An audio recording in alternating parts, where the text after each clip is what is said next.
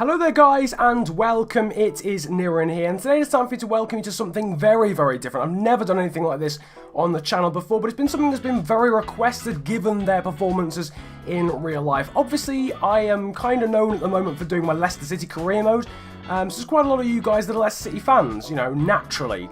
And quite a few of you have been asking me to do my predictions for ratings for next year's FIFA for Leicester City's squad. Now this is something so difficult because Leicester didn't have a very good squad going into the season on FIFA, certainly. Yet, because they've won the league, you know, surely they're going to have to get such a massive upgrade that A, it makes it basically impossible to predict realistically, but B, it's also something that's very much unprecedented on FIFA because EA aren't very good at giving massive upgrades to players. The likes of Harry Kane, who was still only 81 or 79 or something at the start of this FIFA, despite scoring 20 plus goals last season. So what I'm going to try and do is I'm going to predict the overalls of the whole Leicester City starting 11, plus a few bench players as well.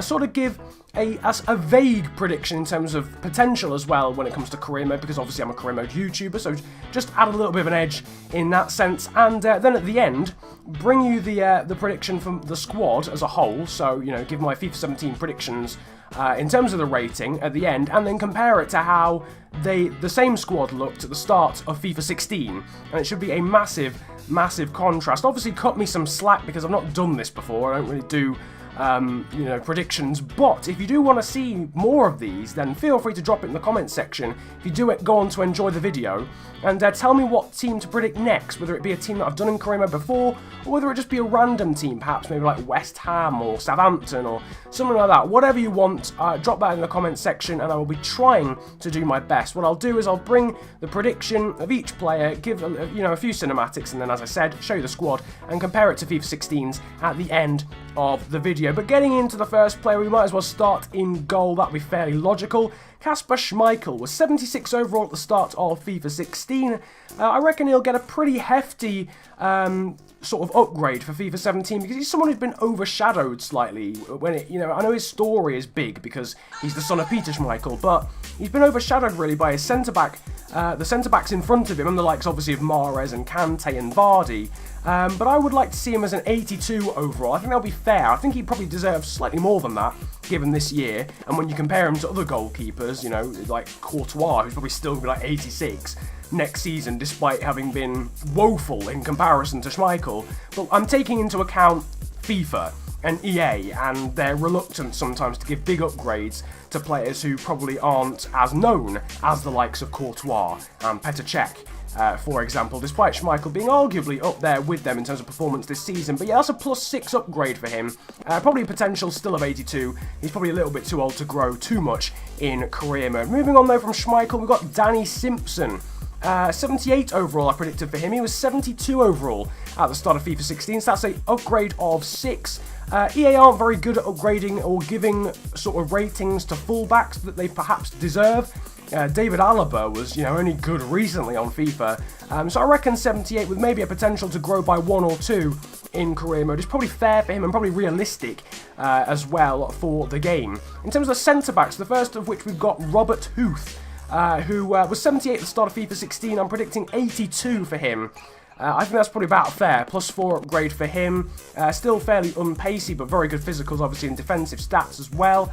And then Wes Morgan. Him and Huth have been probably, you know, you can't really tear them apart in terms of performance this season. So I've gone for 82 for him as well. That's obviously a bigger jump for Morgan than it is for Huth, because Morgan was only 73 at the start of FIFA 16. So that's a +9 upgrade for him. Moving on to the other full-back, and that is Christian Fuchs, the left-back from Austria. He was 74 overall at the start of the game. He got a team of the season, which was also 74 in Ultimate Team just today, as I'm recording this. I reckon he'll get a +5 upgrade to 79 for the same reason, you know, being lower than the centre-backs, for the same reason as I get for Simpson. EA aren't very good at upgrading full-backs to the overalls that they deserve, and I think anyway 79 is probably about fair for Christian Fuchs. Given he had a higher rating than Simpson at the start of this FIFA, he's more likely to maintain a higher rating than Simpson for FIFA 17. Now we move on to the players though that really grabbed the headlines in the season. The likes of Riyad Mahrez, Kante, and for Riyad Mahrez especially, the Algerian superstar. I've gone for him as getting a +9 upgrade from 76 to 85. Perhaps a little bit optimistic, but at the end of the day, he got a 93 overall Team of the Season card. In terms of potential as well in career mode, he's still fairly young. I think he'll be 25 on FIFA 17, so +2 in terms of his potential growth to potentially being 87 on career mode. A sort of a growth of 1 or 2 on career mode from that age is probably fair enough. In reality. So I've gone for 85 then for Mahrez in terms of his starting overall. And then moving on to central midfielders, we've got N'Golo Kante, the man, the myth, the legend. He just doesn't stop running. I don't think he'll have a higher rating than Mahrez because Mahrez won Player of the Year, but I've gone for 84 for N'Golo Kante, who was 77 at the start of FIFA 16. I think that's probably about fair. I've gone for the same potential though for Kante in terms of career mode because I'm fairly sure Kante is a year younger than Mahrez, so I think he'll be 84 at the start of the game, but we'll have a potential of 87, which is what I predicted for Riyad Mahrez as well. And I think that's very much deserved. In reality, I think he could have a higher starting overall than that, but if they give him a fairly high potential, then it certainly pleases the career mode guys, and 84 is a pretty decent rating to have on Ultimate Team as well. His centre mid partner is of course Danny Drinkwater. I've gone for 80 overall for him with a potential of 82 on career mode. Drinkwater, another one who got a Team of the Season card. He was 74 overall at the start of the game, had a 74 overall Team of the Season card as well. And I think a +6 rating for him is fantastic. Is probably fair realistically and fantastic for him. 80 overall is sick for Danny Drinkwater. He hasn't really, I don't think he's been quite as good as Kante and Mahrez, but he's certainly pulled his weight, and I think he could even have 81, to be honest. 80 or 81, flip a coin, in all honesty. After that, though, we've got Mark Albright, another English player. I reckon he's going to be 79, with a potential to grow by 1 or 2 in career mode as well. That's a +8 growth for him in comparison to the start of FIFA 16, where he was 71 overall. The vast majority of these players, of course, were silver at the start of the game, which is just absolutely mad to think about. But yeah, Albrighton 79. And then moving on to the strikers quickly before we move on to the bench and the full team. Shinji Okazaki, the Japanese striker, he was one of the highest rated players in the squad at the start of this year. He was 78 overall at the start of the game this time round. I reckon he'll get a +3 upgrade to 81, just purely because he was so high rated in the first place, realistically, in comparison to the rest of the squad. I think that's pretty much fair. He wasn't, one of the, oh my god, outstanding players of the squad, but he very much pulled his weight and still had an extremely good season by the standards he was probably expecting before signing for Leicester. And then his strike partner, obviously another man who grabbed the headlines, Jamie Vardy, was 75 overall at the start of the game proper. He was actually 71 in early access, but 75 when the game came out. I'm predicting a +10 upgrade for him. Realistically, I would like that personally. I still think that's probably a little bit optimistic, to be honest with you. And then a potential to grow by 1 in career mode. So 85 overall and 86 potential. I still think that's kind of unrealistic, maybe. I think he's more likely to get something like 82 or 83, but 85 would be sick, let's be honest. And here then is a squad, the starting 11 as a whole, just to put that into perspective.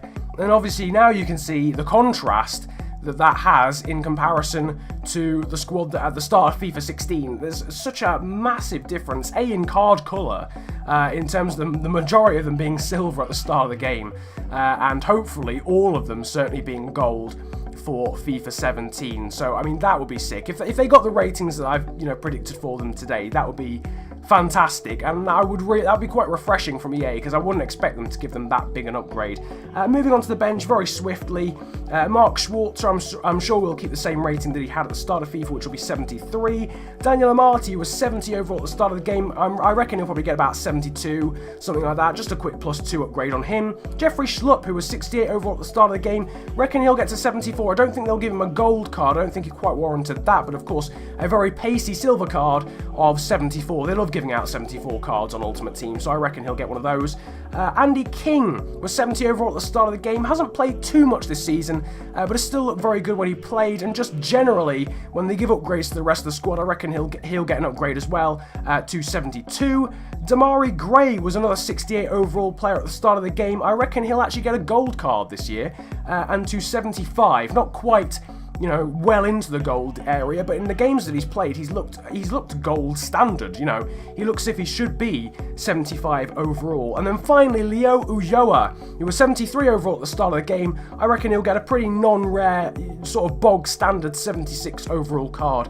Despite his performances in real life, I can't really see him getting higher than that in all honesty. Maybe 77, who knows, but it certainly won't be a rare gold card. But yeah, that's my predictions then for some of the slightly more fringe players in the Leicester City squad, and that is it for my predictions for the Leicester squad in general. As I said at the start of the video, if there's any other teams that you want me to predict for next season for FIFA 17, then drop that in the comments section. If you enjoyed this video and you want to see it turn into a series, then tell me that as well, and also leave your predictions for players' ratings in terms of Leicester squad in the description, or sorry, in the comments section as well. I would love to see the players get the ratings they got in this video, but I'm not entirely sure. We'll have to wait and see. It would be nice. Again, congratulations to Leicester as well. If you did enjoy the video though, feel free to hit the likes button, subscribe if you're new around here as well, and it's been a pleasure ranting at you guys today. Have a good day, enjoy yourselves, and goodbye. No.